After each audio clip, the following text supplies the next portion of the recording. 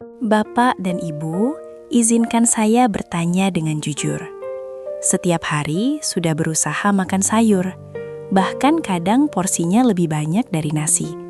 Tapi kenapa tubuh justru sering terasa tidak nyaman? Perut mudah kembung, lutut makin sering nyeri, tekanan darah naik turun, atau tidur jadi tidak nyenyak. Di ruang praktek saya sering mendengar kalimat seperti ini. Dok, saya sudah makan sehat, sayur tiap hari, tapi kok badan malah sering bermasalah? Inilah yang jarang dijelaskan. Tidak semua sayur aman jika dikonsumsi tanpa batas di usia lanjut. Beberapa jenis sayuran yang selama ini dianggap paling sehat justru bisa memperberat kerja ginjal, memicu gas berlebih, atau mengganggu kestabilan tekanan darah pada lansia. Masalahnya, banyak orang tua merasa bersalah jika mengurangi sayur. Padahal yang perlu diubah bukan niat sehatnya, tetapi cara memilih dan membatasi. Di video ini, saya akan menjelaskan dengan bahasa sederhana berdasarkan pengalaman menangani pasien lansia dan rujukan kesehatan dunia. Kita akan membahas 6 jenis sayur yang sebaiknya dibatasi, bukan untuk ditakuti, tetapi agar tubuh tetap nyaman, ringan, dan aman sampai usia lanjut. Kalau Bapak dan Ibu ingin tahu apakah sayur favorit sehari-hari termasuk di dalamnya, silahkan dengarkan sampai selesai. Informasi ini bisa jadi hal kecil yang dampaknya besar untuk kesehatan Anda. Sebelum melanjutkan, pastikan Anda menekan tombol subscribe berwarna merah di bawah ini, aktifkan ikon lonceng untuk notifikasi informasi kesehatan terbaru, dan tinggalkan komentar dari kota mana Anda menyaksikan tayangan ini. Saya Dr. Indri yang sudah berpengalaman dalam menangani gejala kesehatan ribuan lansia di seluruh Indonesia.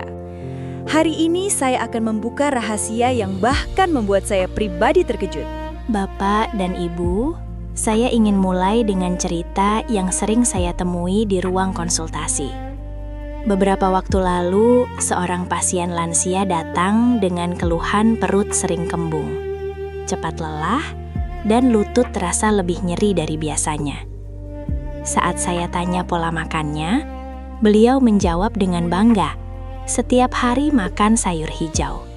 Bayam, kangkung, sawi, hampir selalu ada di piringnya. Bahkan porsinya lebih banyak dari lauk. Niat beliau sangat baik, dan itu patut diapresiasi.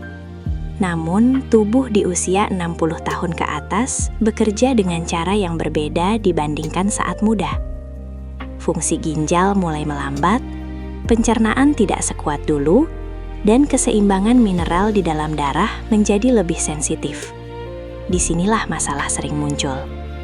Beberapa jenis sayuran mengandung zat alami seperti oksalat, purin, atau gas fermentasi tinggi. Pada orang muda, zat ini biasanya tidak menimbulkan keluhan. Tetapi pada lansia, jika dikonsumsi terlalu sering atau dalam jumlah besar, bisa memicu nyeri sendi, gangguan pencernaan, bahkan membebani ginjal tanpa disadari. Saya sering menjelaskan kepada pasien, sehat itu bukan soal seberapa banyak kita makan sayur, tetapi seberapa cocok sayur tersebut dengan kondisi tubuh kita saat ini. Tubuh lansia ibarat mesin yang sudah lama bekerja. Tetap kuat, tetapi perlu diperlakukan lebih lembut dan tepat. Organisasi Kesehatan Dunia juga menekankan bahwa pola makan lansia sebaiknya disesuaikan dengan fungsi organ yang sudah menurun secara alami. Terlalu banyak serat kasar, zat tertentu dalam sayur mentah, atau konsumsi berulang tanpa variasi justru bisa membuat tubuh bekerja lebih keras. Itulah sebabnya beberapa pasien saya merasa heran. Mereka sudah mengurangi gula, mengurangi gorengan, rajin makan sayur, tetapi keluhan tetap muncul. Setelah pola sayurnya diperbaiki, bukan dihilangkan, tetapi diatur jenis dan porsinya, tubuh mulai terasa lebih ringan, tidur lebih nyenyak, dan nyeri berkurang perlahan. Jadi, Bapak dan Ibu, penting dipahami sejak awal. Sayur tetap penting untuk kesehatan, namun di usia lanjut, tidak semua sayur aman dikonsumsi bebas setiap hari. Memahami batasan ini bukan tanda menyerah pada usia, justru bentuk sayang kita pada tubuh sendiri. Di bagian berikutnya, saya akan menjelaskan jenis sayuran yang paling sering menimbulkan keluhan pada lansia beserta alasan medisnya, agar Bapak dan Ibu bisa memilih dengan lebih bijak tanpa rasa takut. Bapak dan Ibu, sekarang saya ingin mengajak kita melihat lebih dekat beberapa jenis sayuran yang sering dianggap paling sehat, tetapi justru perlu dibatasi di usia lanjut. Bukan berarti dilarang total, melainkan perlu lebih bijak dalam memilih jumlah dan cara mengolahnya. Saya teringat seorang pasien berusia 67 tahun yang datang dengan keluhan nyeri lutut yang sering kambuh, terutama di malam hari. Beliau rutin makan bayam hampir setiap hari karena percaya bayam baik untuk darah. Setelah ditelusuri, keluhan tersebut berkaitan dengan kandungan oksalat yang cukup tinggi pada bayam. Zat ini dapat menumpuk dan memicu peradangan sendi atau memperberat kerja ginjal, terutama jika fungsi ginjal sudah tidak sekuat dulu. Hal serupa juga sering terjadi pada kangkung dan daun singkong. Sayuran ini memang kaya serat dan vitamin, tetapi pada sebagian lansia dapat memicu perut kembung, begah, dan rasa tidak nyaman. Sistem pencernaan di usia lanjut memproduksi enzim lebih sedikit, sehingga fermentasi serat bisa menghasilkan gas berlebih. Akibatnya, perut terasa penuh dan napas menjadi tidak lega. Lalu ada sawi dan kol. Banyak pasien saya mengeluhkan perut terasa keras atau sering sendawa setelah mengonsumsinya. Kol dan sawi mengandung senyawa sulfur alami.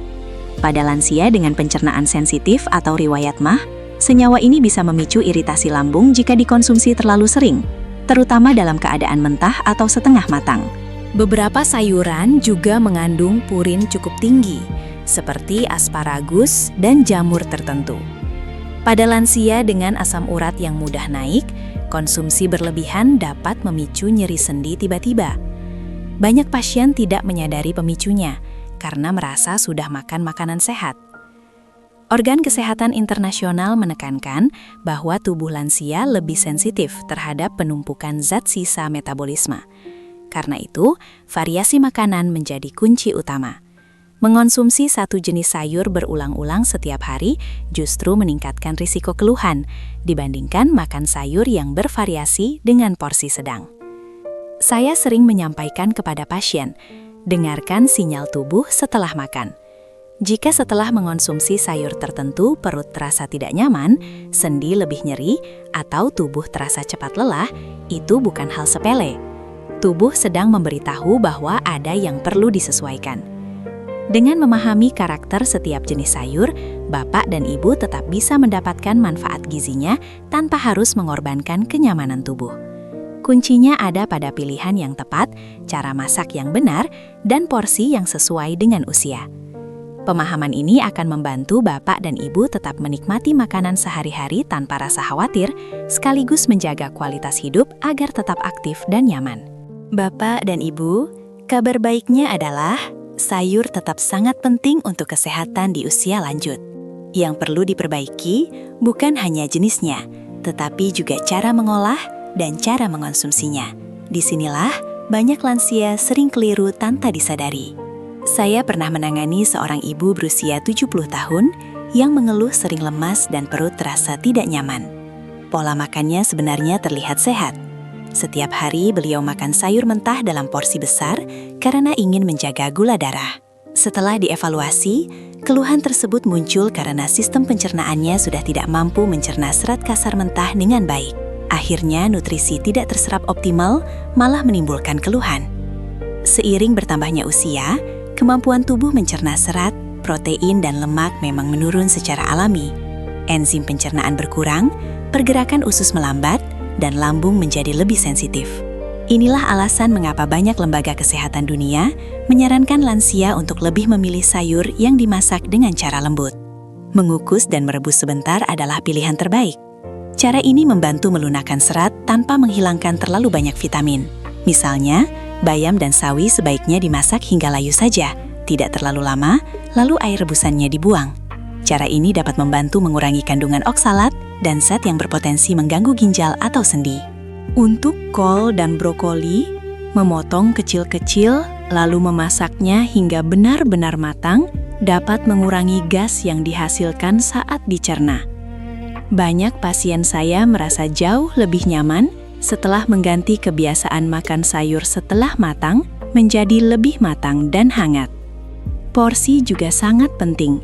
Di usia lanjut, makan sayur berlebihan dalam satu waktu justru bisa membuat perut terasa penuh dan mengganggu nafsu makan. Lebih baik makan sayur dalam porsi sedang tetapi rutin, dikombinasikan dengan sumber protein seperti ikan, tahu, atau tempe. Kombinasi ini membantu penyerapan nutrisi dan menjaga kekuatan otot. Saya juga sering mengingatkan pasien untuk tidak hanya terpaku pada satu jenis sayur yang dianggap paling sehat. Variasi warna sayur berarti variasi vitamin dan mineral. Hari ini hijau, besok oranye atau kuning. Lusa bisa ditambah sayur bening yang ringan. Pola seperti ini lebih ramah untuk tubuh lansia. Yang tak kalah penting adalah mendengarkan tubuh sendiri. Jika setelah makan sayur tertentu muncul keluhan seperti perut kembung, nyeri sendi, atau cepat lelah, itu bukan tanda tubuh lemah. Itu tanda tubuh sedang meminta penyesuaian. Dengan cara konsumsi yang tepat, sayur tetap menjadi sahabat terbaik lansia. Tubuh terasa lebih ringan, pencernaan lebih nyaman, dan energi harian pun lebih stabil. Inilah kunci agar manfaat sayur benar-benar dirasakan tanpa menimbulkan masalah baru. Bapak dan Ibu, di usia lanjut saya sering melihat satu pola yang berulang. Banyak lansia merasa takut makan ini dan itu. Takut sayur tertentu, takut buah tertentu, takut makan sedikit salah lalu sakit. Padahal, kunci kesehatan di usia lanjut bukan hidup dengan rasa takut, melainkan hidup dengan pemahaman dan keseimbangan. Saya pernah mendampingi seorang bapak berusia 68 tahun yang awalnya sangat ketat menghindari banyak makanan. Setiap kali datang kontrol, berat badannya justru turun, tubuh terasa cepat lelah, dan suasana hati sering tidak stabil.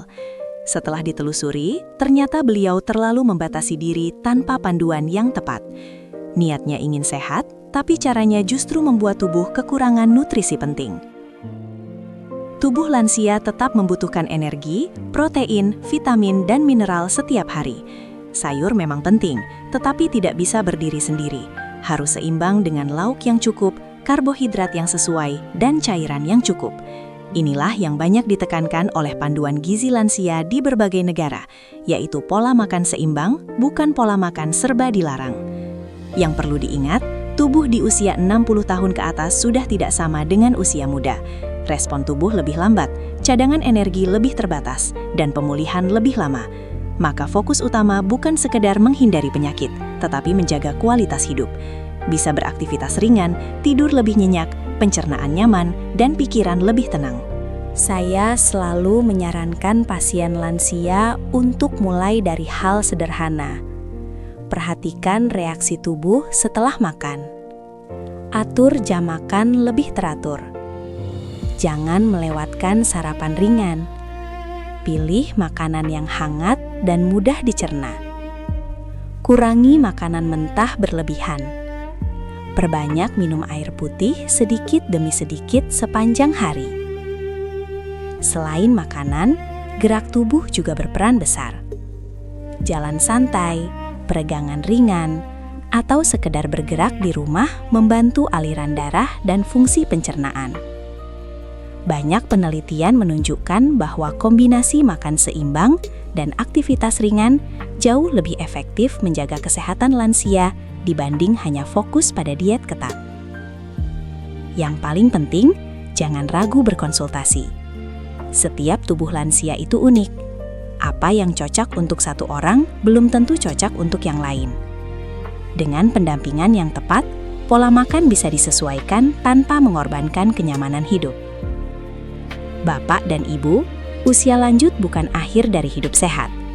Justru di usia inilah tubuh perlu diperlakukan dengan lebih lembut, lebih bijak, dan lebih penuh perhatian. Jika tubuh dijaga dengan cara yang benar, hari-hari di usia senja bisa tetap dijalani dengan rasa nyaman, tenang, dan penuh rasa syukur. Bapak dan Ibu, jika penjelasan hari ini terasa bermanfaat, jangan disimpan sendiri. Silahkan bagikan video ini ke grup WhatsApp keluarga, sahabat, atau teman pengajian, supaya semakin banyak lansia yang bisa hidup lebih sehat dan lebih tenang. Jangan lupa tekan tombol like sebagai dukungan, dan subscribe channel Lansia Sehat Abadi, agar tidak ketinggalan tips kesehatan penting lainnya yang dibahas dengan bahasa sederhana dan mudah dipahami. Tulis juga di kolom komentar, Bapak dan Ibu berasal dari kota mana. Saya senang sekali bisa menyapa dan menemani Bapak Ibu dari berbagai daerah di Indonesia. Ingat, menjaga kesehatan bukan untuk hari ini saja, tapi untuk menikmati hari esok dengan tubuh yang lebih kuat dan pikiran yang lebih tenang. Saya Dr. Indri, terima kasih sudah meluangkan waktu menonton sampai akhir. Jaga kesehatan selalu, dan sampai jumpa di video berikutnya.